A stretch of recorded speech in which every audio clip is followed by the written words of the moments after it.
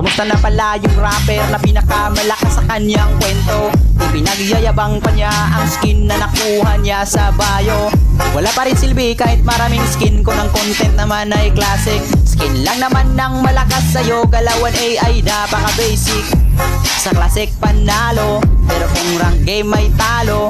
Kala ko ba malakas ka? Try mo ngang i-core sila po na top global mo na hero. Idol na kita pag nagawa mo ito sa rank game. Pagkalaban ay napagod game, mga bara mo'y di nakakasugat. Ang babaw mo pa sumulat, di mo kumasisilat dahil baliktad ang gamit mong sibat. Huwag ka nang mandamay ng ibang tao, sana nakuha mo yung punto. Di ka malakas boy, di ganyan mag-rap ang Pinoy.